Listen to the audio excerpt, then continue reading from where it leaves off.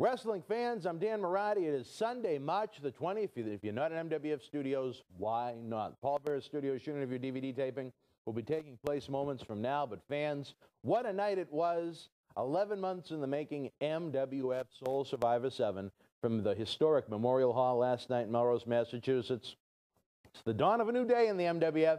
I don't know how John Bradshaw Layfield, Slick Wagner Brown, and the rest of the uprising feel, but we indeed have a new Millennium Wrestling Federation heavyweight champion, Mr. Money in the Bank, the world's greatest athlete himself, Shelton Benjamin, defeated Slick Wagner Brown 1-2-3 to become just the 5th MWF heavyweight champion in company history. A tremendous matchup. If you want to see it, unfortunately, it's not going to be on MWF TV. You're going to have to wait for MWF Home Video's DVD release for a huge, stellar, all-star lineup, fans. In the co-main event, Stalker Dylan Cage, unfortunately, came away with the victory over the Demon Luis Ortiz.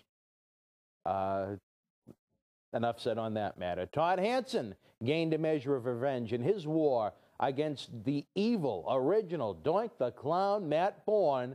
They went tit for tat. It was a wild one, but Todd Hansen's undefeated Soul Survivor streak continues. Fans, if that wasn't enough, Carlito came down with food poisoning, extremely ill in Mexico, was unable to make it to the live event, as he had noted on his Twitter account. You can see it retweeted at twitter.com/MWF2001.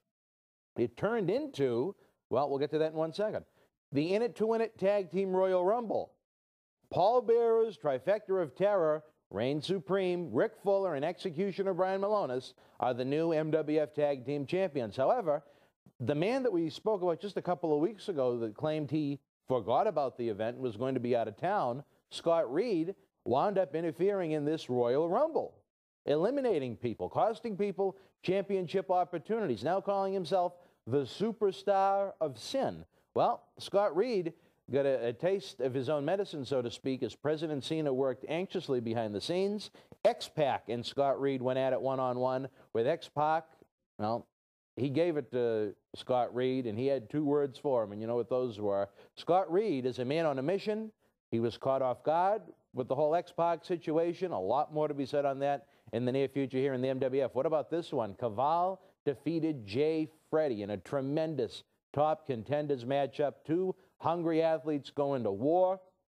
And I have to say it, fans, Caval, low-key, whatever you want to refer to him as, was one of the finest athletes we've ever had compete on an MWF wrestling event. We look forward to having him back in the MWF in the near future. Straight Edge Brian Fury, the second longest reigning MWF TV champion in company history, creeping on up to Eddie Edwards' length. He defeated newcomer, making his MWF debut, Sonny Yee 2000 in a TV title match. Brian Fury's got a little way to go. Will he break diehard Eddie Edwards' record as TV champion? Fans, so much to talk about. Continue to check out the BostonWrestling.com super site this week for the latest news. If you were at the WWE live event in Hartford, Connecticut this past Friday night, the MWF Street Team was out in full force. Saturday, June the 4th, it's going to be MWF Night of Champions, our summer tradition, coming live to Bridgeport. It's going to be a big one. More news and notes to come about that this week. I have to get ready for the Paul Bearer studio shoot interview. Talk about Paul Bearer on one side of me, John Cena Sr. on the other side of me. Well, you know what? It's a paying gig. Fans, it's been a pleasure again. If you were with us last night, we thank you and appreciate your support, as always. If you weren't with us last night, you missed a great event. We hope you will be with us if you live in the greater Boston area for our 10th anniversary event. More information on that to come soon as well. I'm Dan Marotti. We'll catch you next week.